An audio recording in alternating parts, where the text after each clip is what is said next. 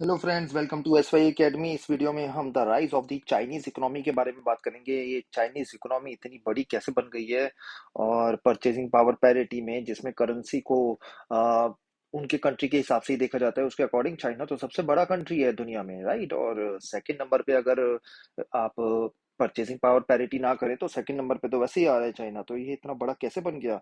India के साथ ही आजाद हुआ था और इंडिया तो यहाँ है, चाइना इतना बड़ा कैसे बन गया? दिस इज द क्वेश्चन जो काफी बार पूछ लिया जाता है, लोग समझते रहते हैं। और चाइना को थोड़ा सा यहाँ पे हम समझते हैं। The rise of the Chinese economy. Let us now turn to the third major alternative centre of power and our immediate neighbour China. ठीक है, चाइना। और दो हम ऑलरेडी पढ़ चुके हैं powers, European union and association of south east Asian Nations, है ना, ASEAN. The cartoon on the following page sums up the current mood all over the world about the rise of China as an economic power. हम देखेंगे और ये China की economic power बताता है कि ये जो ड्रैगन है बढ़ता ही जा रहा है, बढ़ता ही जा रहा है, बढ़ता ही जा रहा है, पूरी दुनिया में फैल रहा है ना। China's economic success since 1978 has been linked to its rise as a great power. काफी लोग क्वेश्चन पूछते हैं, सरप्राइज हो जाते हैं, भाई ये तो कम्युनिस्ट कंट्री है यार, सोशलिस्ट कंट्री है। ये सोशलिस्ट कंट्री कहाँ से कहाँ पहुंच रहा है?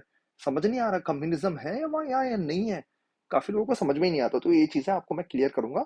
1978 के बाद एक्सपोनेंशियल ग्रोथ हुई है चाइना में, एक्सपोनेंशियल। ऐसी ग्रोथ जो इतने बड़े कंट्री में इमेजिन नहीं करना टफ है, ठीक है। China has been the fastest growing economy since the reforms first begin there. तो वहां पे दोस्तों रिफॉर्म्स हुए थे, इकोनॉमिक रिफॉर्म जो इंडिया ने 1991 में करे, डॉक्टर मनमोहन सिंह ने। चाइना ने 1978 में करे, डेंग जियाओपिंग ने। उनके बारे में हम पढ़ेंगे यहाँ पे। और उसके बाद तो वो जहाज की तरह चला, मतलब बाकी कंट्रीज अपने ट्रेन व्रेन में आ रहे हैं, और कोई बस में आ रहा है, कोई बैलगाड़ी में आ रहा है, चाइना तो जहाज की स्पीड में चला, ऐसा आपको दिखेगा। It is projected to take over US as the world's largest economy by 2040। यहाँ पे मैं बहुत इजीली क्लियर कर रहा हूँ आपके लिए दोस्तों।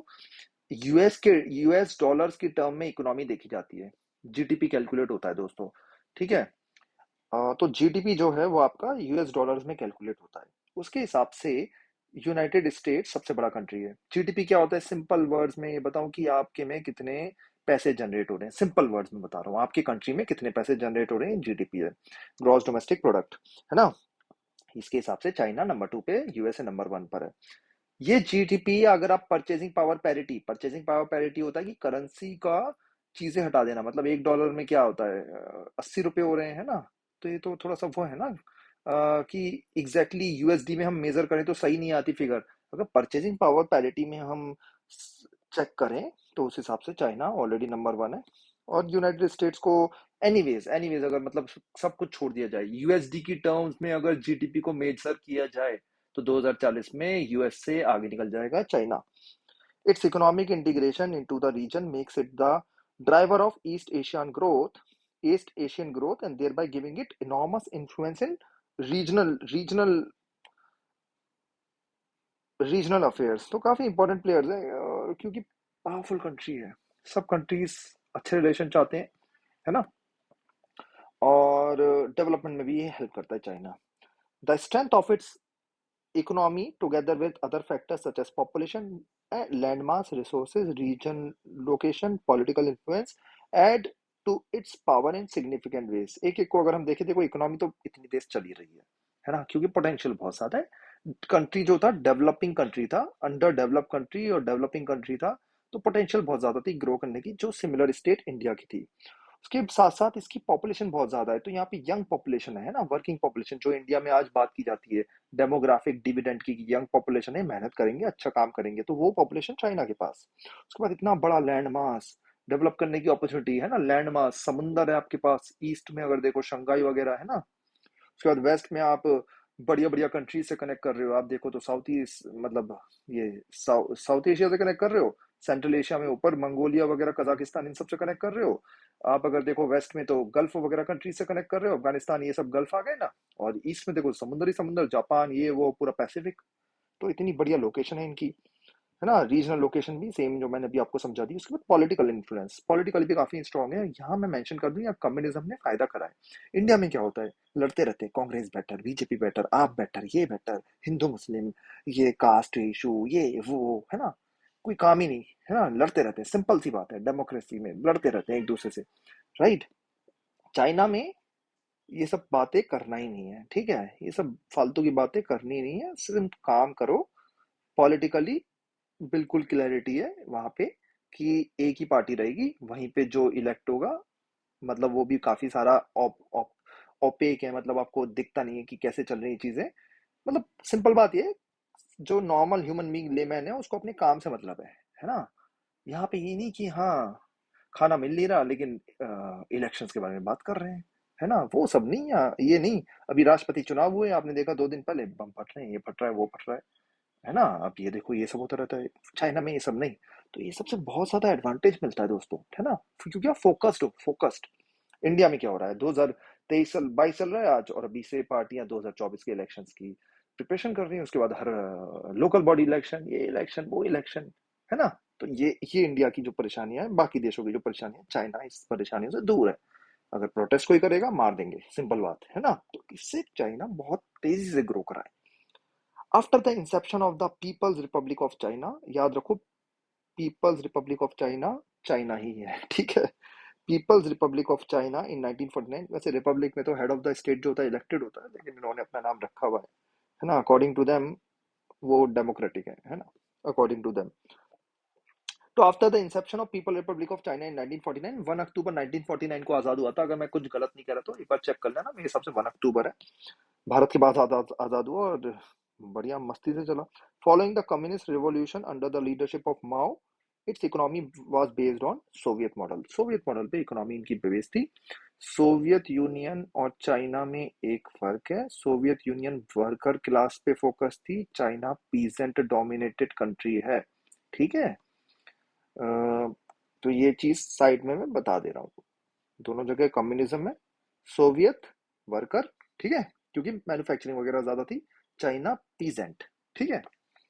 तो मार्क्स, सब मार्क्स बोल के गए थे कि कम्युनिज्म रेवोल्यूशन वहीं आ सकता है जहां वर्कर्स हो, लेकिन चाइना में वर्कर्स नहीं थे तब भी रेवोल्यूशन आ गया, तो मार्क्स को गलत प्रूफ करा चाइना ने, ठीक है। तो लेकिन इन्होंने जो मॉडल फॉलो करा वो कम्युनिज्म का फॉलो करा, कम्युनिस्ट थे माओ, और स्टार्ट हुआ China. The economically backward communist China choose to sever its link with capitalist world. Close रखेंगे इकोनॉमी हमारी, इंडिया से भी ज्यादा क्लोज रखी इन्होंने अपनी इकोनॉमी, कैपिटलिस्ट वर्ल्ड से हमें डर लगता है। और इनकी हिस्ट्री अच्छी नहीं रहती, अगर आप हिस्ट्री पढ़ोगे ना चाइना की, तो बहुत परेशान करा है बाहर के लोगों ने, इंडिया को भी इतना परेशान नहीं करा जितना बाहर के लोगों ने करा है। चाइना तो अभी किसी को कुछ परेशान कर ही नहीं रहा, अगर आप देखो इनको बहुत परेशान करा है। It had little choice but to fall back on its own resources and for a brief period on Soviet aid and advice. तो अपने पे डिपेंडेंट था चाइना, खुद ही उसे खड़ा होना था। हाँ, सोवियत ने उसकी हेल्प जरूर करी, स्टालिन ने। The model was to create a state owned heavy industry sector from the capital accumulated from agriculture. तो एग्रीकल्चर ही एग्रीकल्चर था, मैंने आपको ये समझा दिया, ठीक है। लेकिन इंडस्ट्रीज इन्हें सेट करनी थी, हैवी इंडस्ट्रीज, स्टेट ओन बड़ी बड़ी इंडस्ट्री सेटअप करनी थी। As it was short of foreign exchange that it needed in order to buy technology and goods on the world market, China decided to substitute imports by domestic goods. Same policy India ने follow करी कि हमारे पास foreign exchange की कमी है, हमें अपनी economy close रखनी है, और हमें डोमेस्टिकली सक्सेसफुल होना है बड़ी बड़ी इंडस्ट्रीज करके। इंडिया थोड़ा सक्सेसफुल हुआ, ठीक है। मैं ये यहाँ पे ज्यादा डिस्कस नहीं करूंगा कि इंडिया क्यों नहीं सक्सेसफुल हुआ, क्या हुआ, वो सब आउट ऑफ डिस्कशन है, अदरवाइज तो ये 1-2 घंटे चलता रहेगा लेक्चर। लेकिन थोड़ा सा कंपैरिजन बताता रहूंगा। लेकिन मैं चाइना के आपको रीजन दूंगा यहाँ पे, ठीक है। चाइना हमारा टॉपिक है यहाँ पे, इंडिया नहीं है। तो चाइना यहाँ पे बहुत आपको दिखेगा कि सक्सेसफुल दिखेगा, कि उसने डिसाइड करा कि हमें सारा जो इम्पोर्ट, हमें कुछ नहीं करना, सब कुछ हमें नेचुरल अपने अपने रीजन में बनाना है, ठीक है। उसके लिए हमें जो भी करना है करना पड़ेगा, ठीक है, जो भी करना है करना पड़ेगा। और शुरू में इनको काफी चैलेंजेस आए। रीजन आपको आए हो समझ में आ गया होगा कि चाइना ने इंपोर्ट क्यों क्यों ये डिसीजन लिया कि हम इंपोर्ट नहीं करेंगे बाकी कंट्रीज से। एक तो हिस्ट्री अच्छी नहीं रही, ऊपर से अपनी इकोनॉमी क्लोज रखना चाहते थे, कम्युनिज्म मॉडल फॉलो करना चाहते थे, है ना। तो इन्होंने बोला कि हम अपने इंपोर्ट जो है वो डोमेस्टिक गुड से सब्स्टिट्यूट करेंगे। और इनमें नेशनलिज्म भी काफी ज्यादा था, सब कम्युनिस्ट थे चाइना में। माओ जो थे काफी सॉलिड लीडर थे। This model allowed China to use its resources to establish foundation of an industrial economy on a scale that did not exist before. तो इस मॉडल से इन्होंने बड़ी बड़ी इंडस्ट्री सेटअप करी। मतलब इंडिया की इंडस्ट्री तो कुछ भी नहीं है उसके सामने, इतनी बड़ी बड़ी इन्होंने इंडस्ट्री सेटअप करी। रीजन अगेन, इंडिया में लैंड रिफॉर्म ऑलमोस्ट इम्पॉसिबल करना, डेमोक्रेसी ये वो, है ना, कोई मतलब कोर्ट में चला जाता है, ये वो चलता रहता है। चाइना में भाई तेरा लैंड मैं ले रहा हूँ और ये मेरा हो गया, ये सरकार ऐसे कहती थी, कोई सुनवाई नहीं, ठीक है। तो इसीलिए बड़े बड़े लैंड, बड़ी बड़ी इंडस्ट्री सेटअप करी। Employment and social welfare was assured to all citizens, and China moved ahead of most developing countries in educating its citizens and ensured better health for them. Again, मैं ये वाला point आपको फिर से raise कर रहा हूँ, फालतू की डेमोक्रेटिक बातें वहां है नहीं, ठीक है।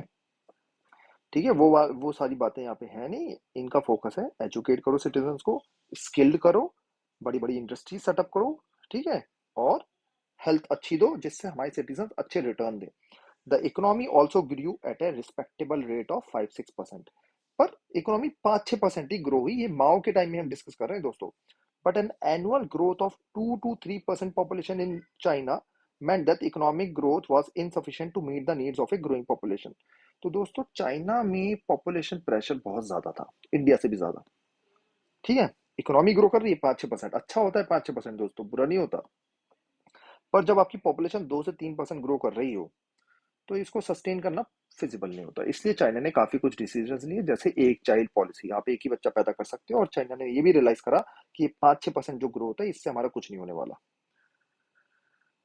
एग्रीकल्चर प्रोडक्शन वाज नॉट सब। तो ये जो कार्टून है कि भैया ये है चाइना, चाइना की वॉल है और ड्रैगन, ठीक है, ये एसोसिएट हो गए चाइना के साथ to generate a surplus for industry. तो हम जो इनका मॉडल था कि हमें बड़ी बड़ी इंडस्ट्री सेटअप करनी है, एग्रीकल्चर से जो पैसा जनरेट हो, वो सक्सेसफुल हो नहीं रहा था। वो हो नहीं रहा था क्यों? क्योंकि पॉपुलेशन बहुत ज्यादा थी, एग्रीकल्चर से जो हो रहा था वो खुद ही खा जा रहे थे, है ना, फूड भी तो खाना होता है। We discuss the crisis of the state control economy in USSR. तो यूएसएसआर में भी इस टाइम में परेशानियां चल रही थी, चाइना भी ये परेशानियां देख रहा था और अपनी परेशानी भी देख रहा था कि हमें कुछ ना कुछ तो करना पड़ेगा। A similar crisis was to face China too, its industrial production was not growing fast enough, international trade was minimum and per capita income was very low. तो ये तीनों इनके में प्रॉब्लम थी कि इंडस्ट्रियल प्रोडक्शन कुछ हो ही नहीं रहा, क्योंकि इंडस्ट्री जो सेटअप करी है उसको पैसा चाहिए, फॉरेन कैपिटल आ नहीं रही, है ना, मशीन्स वगैरह बनाने के लिए पैसा चाहिए, इलेक्ट्रिसिटी के लिए पैसा चाहिए, आ नहीं रहा वो। उसके बाद इंटरनेशनल ट्रेड तो है ही नहीं, इन्होंने अपनी इकोनॉमी क्लोज कर रखी है, पर कैपिटा इनकम बहुत कम है, गरीबी है चाइना में। तो ये माओ के टाइम में चीजें चल रही हैं, 1960, 1950, 60, 70 में। अब देखते हैं कुछ चीजें जो होंगी। The Chinese leadership took major policy decision in 1970s। तो 1970s एक बहुत ही बड़ा रेवोल्यूशन डिकेड था चाइना के लिए। China ended it's political and economic isolation with the establishment of relations with the United states in 1972। इसने बोला भाई कम्युनिज्म वगैरह ठीक है फॉलो करते हैं, लेकिन हम अपने स्टाइल का कम्युनिज्म फॉलो करेंगे, ये नहीं कि जो मार्क्स बता के गए या स्टालिन लेनिन बता के गए, अपने हिसाब का फॉलो करेंगे। यूनाइटेड स्टेट्स एक बढ़िया सॉलिड कंट्री है, उससे रिलेशन अच्छे करना बहुत जरूरी है। क्योंकि देखो यहाँ के लोग पढ़े लिख गए थे अच्छे से, इनको समझ आ गई थी इकोनॉमिक डेवलपमेंट के लिए सुपर पावर से कॉन्टेक्ट अच्छा होना जरूरी है। यही पॉलिसी इंडिया ने 30 साल बाद फॉलो कर रहा है, तो शायद हम भी कभी आगे जाके अच्छे हो। हाँ, हमारे में ग्रोथ स्लो होगी ही क्योंकि डेमोक्रेटिक कंट्री है। तो इंडिया ने 2006 के बाद जो यूपीए वन में मनमोहन सिंह ने स्टार्ट करी चीजें, उसके बाद ये 1972 में चाइना कर रहा था।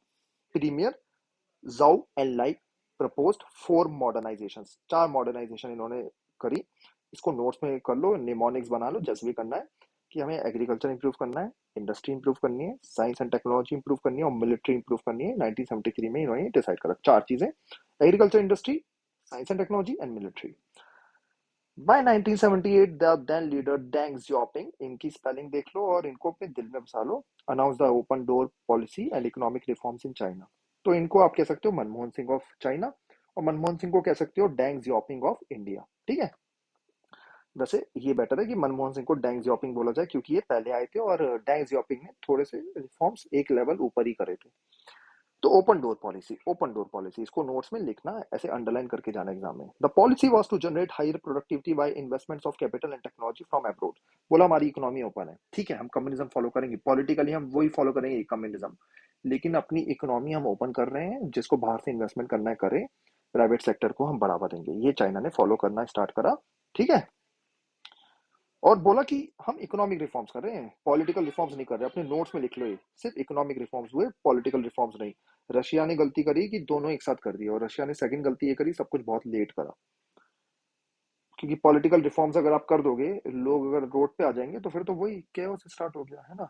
लोग रोड पे आ गए तो वही हो जाता है। तो यही गल्फ की कंट्रीज करते हैं, यही बाकी कंट्रीज करते हैं कि लोग रोड पे नहीं आने चाहिए एज पॉलिटिकल, है ना। एज पॉलिटिकल लीडर्स ये बहुत इंपॉर्टेंट होता है। लोग रोड पे आ जाए बस सब खत्म। इंडिया में क्या होता है, कुछ करो लोग रोड पे आ जाते हैं, है ना। तो मतलब कुछ चल ही नहीं पाता। अग्निवीर पॉलिसी लाए या कुछ भी फार्म लॉज लाए, अच्छे बुरे तो चलो अलग चीज है ना। ये रोड पे आके ट्रेन जला देना, ये कर देना, वो कर देना, है ना। तो इंडिया इन चीजों में पीछे रह जाता है, डिस्पाइट ऑफ द फैक्ट कि हमारे लोग काफी अच्छे हैं, काफी अच्छी पोटेंशियल है, नेचुरल रिसोर्सेज है, अच्छा लोकेशन है, पर हम इन चीजों में पीछे रह जाते हैं। आगे बढ़ते हैं। China followed its own path in introducing a market economy. इन्होंने मार्केट इकोनॉमी लाई, लेकिन ये याद रखो दोस्तों कि इनका अपना मॉडल रहा, अपना मॉडल, कैपिटलिज्म कम्युनिज्म का mix. The Chinese did not go for shock therapy, but open there economy step by step. तो स्टेप बाय स्टेप इन्होंने अपनी इकोनॉमी ओपन करी। शॉक थेरेपी वही है जो हमने यूएसएसआर के चैप्टर में पढ़ी थी। इतना बड़ा शॉक लगा था कि जब वो रिफॉर्म हुए थे ना 1991 के बाद सोवियत यूनियन में, तो उनके कंट्रीज बिखर गए थे 10 साल के लिए। खाना पीना भुखमरी नहीं, बैंक बंद हो गए, ये सब नहीं होगा चाइना में। चाइना में सब आराम से होगा, ग्रेजुअली होगा, है ना। आप देखो ये चीजें चाइना में पहले हो रही हैं, तब भी रशिया ने कुछ लर्न नहीं करा, है ना। यूएसएसआर रशिया ने, तो वहाँ के लीडर्स थोड़े से मूर्ख थे। इसका एक और रीजन है कि वहाँ पे एजुकेशन की भी थोड़ी कमी थी, है ना। तो ये आप देख सकते हो कि यूएसएसआर कुछ लर्न नहीं करा। यहाँ पे चाइना स्मार्ट निकला, काफी अच्छी पढ़ाई करी उनके लोगों ने। मतलब चाइनीज भी वैसे ही हार्ड वर्किंग होते हैं जैसे इंडियंस होते हैं ना, इंटेलेक्चुअली भी साउंड होते हैं, राइट। तो उस चीज में है चीजें, ये हमारे दोनों का ही कल्चर है। आते हैं इस पे वापस। तो चाइना ने शॉक थेरेपी कुछ नहीं करी, आराम आराम से अपनी इकोनॉमी ओपन करी। The privatisation of agriculture was happened in 1982। मतलब एग्रीकल्चर प्राइवेट कर दिया, सरकार का नहीं रहा, है ना। was followed by the privatization of industry in 1998। तो प्राइवेटाइजेशन ऑफ इंडस्ट्री 1998 में हुई। सब धीरे धीरे हुआ। देखो दोस्तों, trade barriers were eliminated only in special economic zones where foreign investors could set up enterprises. तो इन्होंने स्पेशल इकोनॉमिक जोन सेटअप करे। एसईजेड इंडिया में बहुत सारे हैं, और इंडिया में फेल हो चुके हैं। चाइना में बहुत सक्सेसफुल रहे स्पेशल इकोनॉमिक जोन। तो स्पेशल इकोनॉमिक जोन वो होते हैं जहाँ पे आ, आप ऐसी जगह कह सकते हो कि वहां पे ना जो लॉज हैं कंट्री के नहीं चलते। मतलब पॉलिटिकल लॉस तो चलेंगे, और बड़ा सक्सेसफुल रहा यहाँ पे, ठीक है। Where foreign investors could set up enterprises. तो आओ, और हमारे तो चाइना ने बोला आओ कुछ पल बिताओ यहाँ पे भी, ऐसे ऐसे बोला। और अब आप बोलोगे बाहर की कंट्रीज क्यों आ गए, क्योंकि चाइना में चीप लेबर था। चाइना बड़ा कंट्री था, चाइना में डेवलपिंग अपॉर्चुनिटीज बहुत ज्यादा थी। चाइना एशिया के सेंटर में था, एशिया फ्यूचर था, ठीक है। तो यूरोप अमेरिका की कंपनीज भाग भाग के आई, भाग भाग के आई। फटाफट इन्होंने स्पेशल इकोनॉमिक जोन्स में अपने अपने सेटअप करी चीजें। इससे क्या हुआ, इससे क्या होगा, मतलब बड़ी बड़ी इंडस्ट्री जब कंपनीज आएंगी, तो सर्विस सेक्टर को फायदा होगा, मैन्युफैक्चरिंग सेक्टर को फायदा होगा, है ना। चाइना ने बोला भाई हम पॉल्यूशन वॉल्यूशन की परवाह नहीं करते, जितना पॉल्यूशन करना है करो, बस ग्रोथ करो, है ना। तो ये चीजें चली यहाँ पे। ये नहीं कि अगेन वही बातें इंडिया में national green tribunal, supreme court, ये वो रोकने को बैठे हैं, वहां पे कोई रोकने को नहीं बैठा। डिसीजन ले लिया, है ना, और फटाफट करो। In China the state played and continues to play a central role in setting up the market economy. ये अपने नोट्स में लिख लेना। प्राइवेट सेक्टर आ रहा है लेकिन स्टेट कंट्रोल कर रहा है। तो मिक्स मॉडल फॉलो करा चाइना ने, मिक्स मॉडल, ठीक है। कि चीजें जो है, रूल जो है वो सब सरकार ही चलाएगी, लेकिन कुछ कुछ चीजों में ओपन कर दी चीजें उन्होंने, ठीक है। आगे बढ़ते हैं।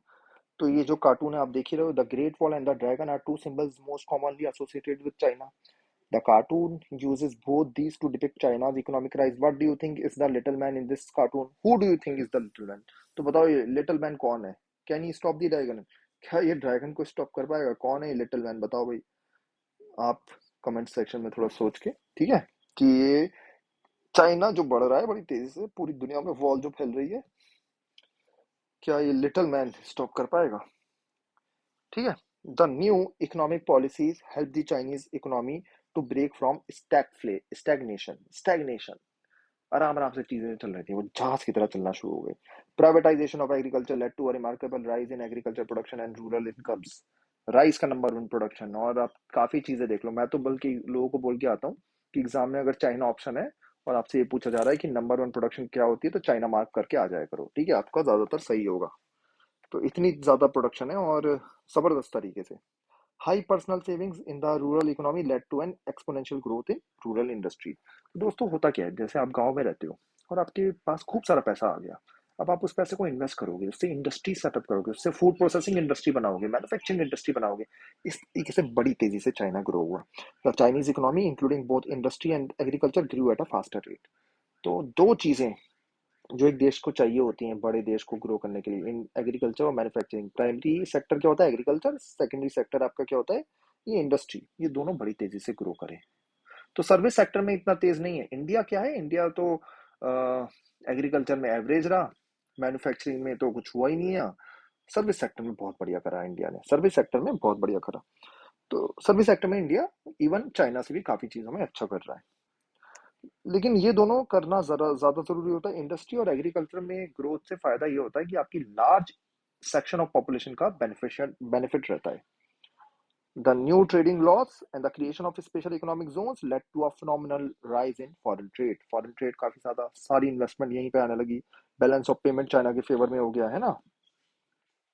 इन्होंने अपनी करेंसी डीवैल्यू रखी जिससे ज्यादा से ज्यादा इन्वेस्टमेंट होती रहे। China has become the most important destination for foreign direct investment anywhere in the world.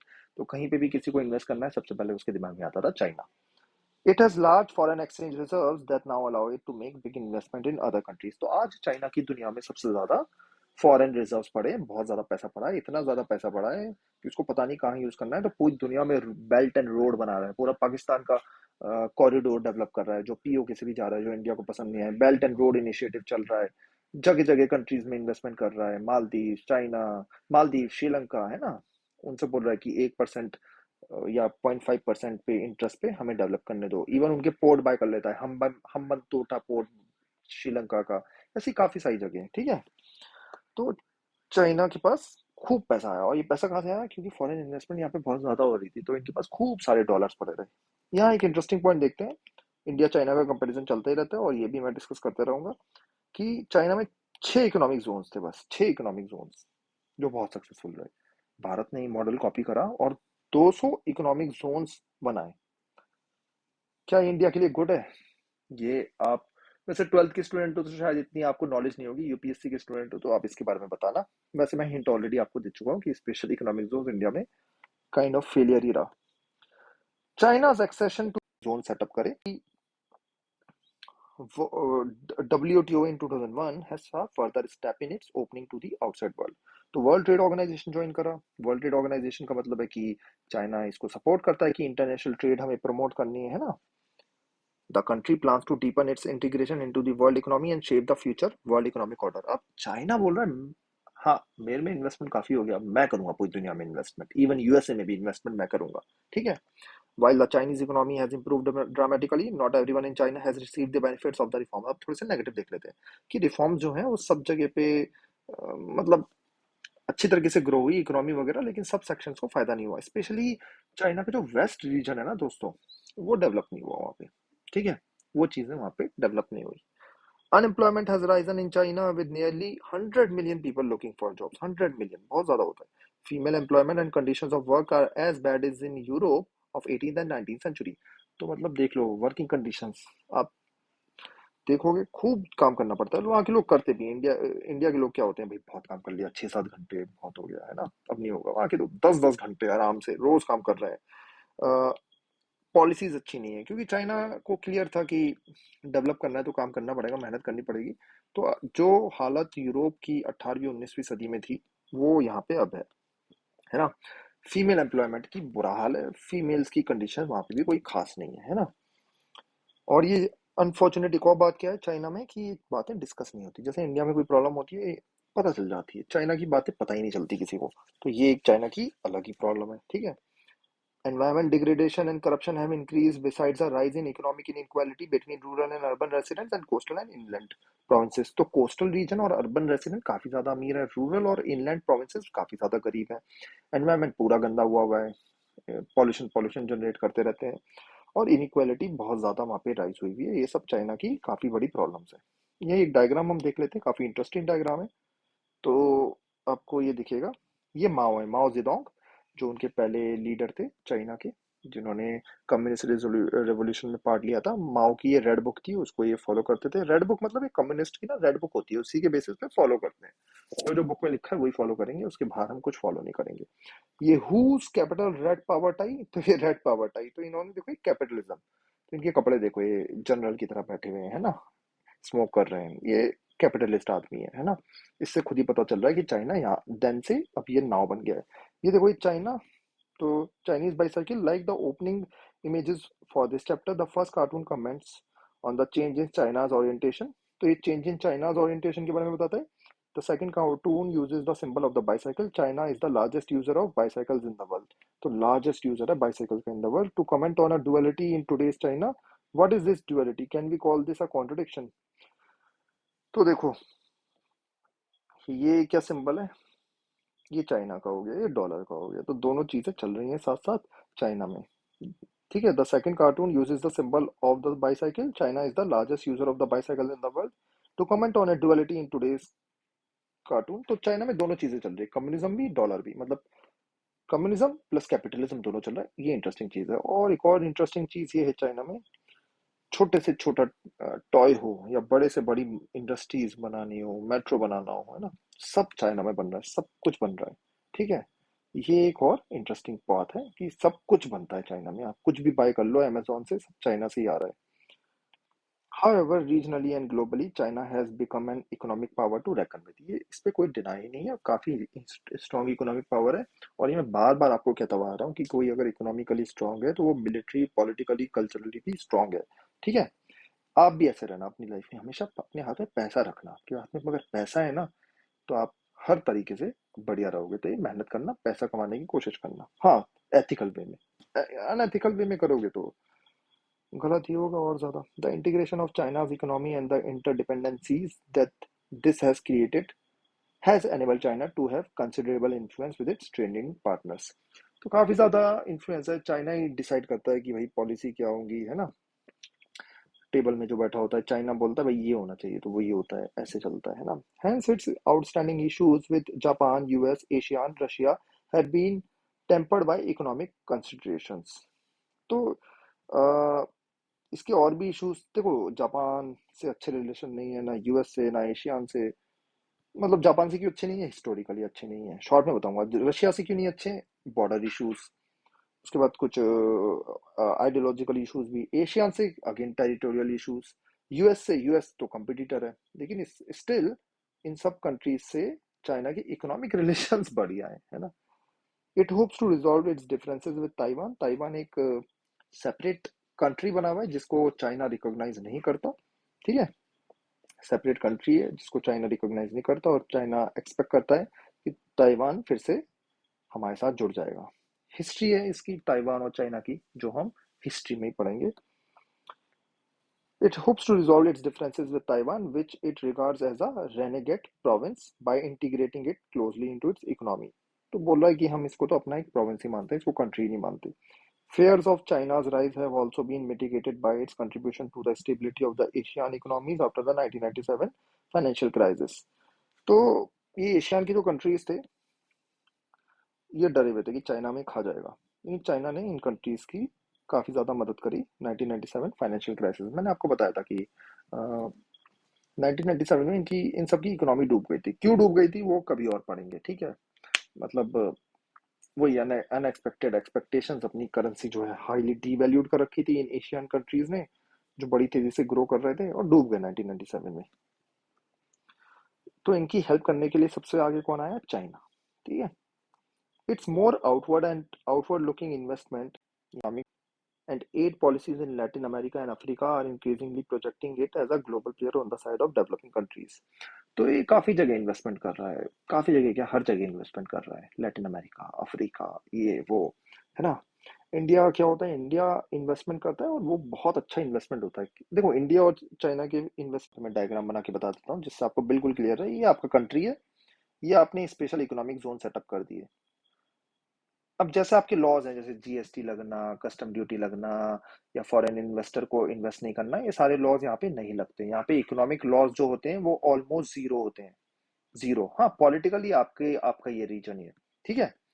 तो स्पेशल इकोनॉमिक जोन में क्या होता है, बोला जाता है फॉरेन कंट्रीज को आप आओ इन्वेस्ट करो, ठीक है। तो चाइना ने स्पेशल में फर्क क्या है, जब इंडिया इन्वेस्टमेंट कर रहा होता है ना तो बोलता है कि हम जॉब्स जो है वो लोकल लोगों को देंगे, वहां के लोगों को। जैसे इंडिया अगर श्रीलंका में इन्वेस्टमेंट करेगा तो बोलेगा श्रीलंका के लोग यहाँ पे जॉब कर सकते हैं।